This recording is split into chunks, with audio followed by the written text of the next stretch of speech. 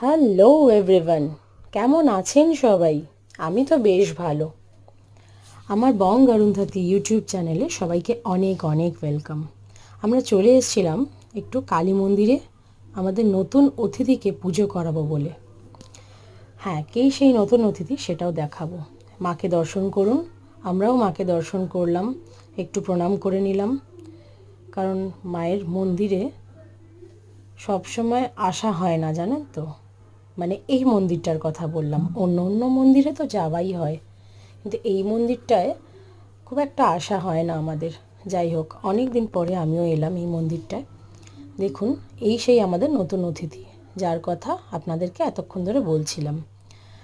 হ্যাঁ, কিছু অসাধু ব্যক্তির জন্য আমার হাজব্যান্ডের প্রথমবার ওর বাইকটা হারিয়ে যায়, জানেন তো। তারপর দ্বিতীয়বার আবার সেই বাইককে ফিরে পাওয়া। তাই জন্য আপনাদেরকে বললাম নতুন অতিথি। ভীষণ খুশি হয়েছে, জানেন তো, আবার ফিরে পেয়ে।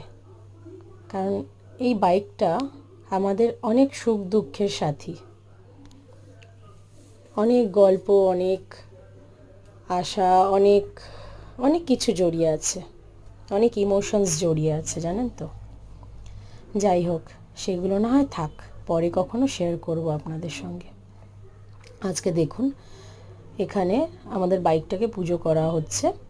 ইভেন এখানে কি কি ফর্মালিটিস থাকে, কি কি নিয়ম নিষ্ঠা নিয়ে পুজো করা হয়, সেগুলো তো আপনারা সবাই জানেন, ইভেন আমরাও জানি। এখানে যাই হোক, গাড়ি পুজো করলে একটা নারকেল ফাটাতে হয়, সেটা আপনারা সকলেই জানেন। সো ঠাকুরমশাই ওটাই বলছিলেন আমার হাজব্যান্ডকে, যে নারকেলটা ফাটিয়ে আর কি জলগুলো চারপাশে আর কি গাড়ির পার্টসগুলোতে দিতে হবে, স্পেশালি চাকাগুলোতে। যাই হোক, আমার হাজব্যান্ড সেগুলোই করছিলেন। এখানে যথারীতি আমরা পুজো টুজো করে শান্তি মতন খুব নিয়ম নিষ্ঠা ভরে আমরা পুজোটা করলাম। করে আমরা ভাবলাম যে একটুখানি আপনাদের সঙ্গে শেয়ার করে নিই। পাশেই ছিল একটা মেন রোড, জানেন তো, রানিংয়ে গাড়ি আসছিল। খুব ভয় করছিল, জানেন তো, যে বাচ্চাটাকে কখনো কখনো হাতটা ছাড়তে হচ্ছে, কারণ একভাবে হাতটা ধরে রাখতে চাইছিল না। যাই হোক, আমরা ইতিমধ্যে আমরা টিকা ফিকা লাগিয়ে নিলাম। টিকাটা লাগিয়ে নিয়ে ভাবলাম যে একটুখানি মাকে আরেকবার দর্শন করে আসি, আর আপনাদের সঙ্গেও শেয়ার করি। আজকের ভিডিওটা কেমন লাগলো অবশ্যই জানাবেন। টাটা।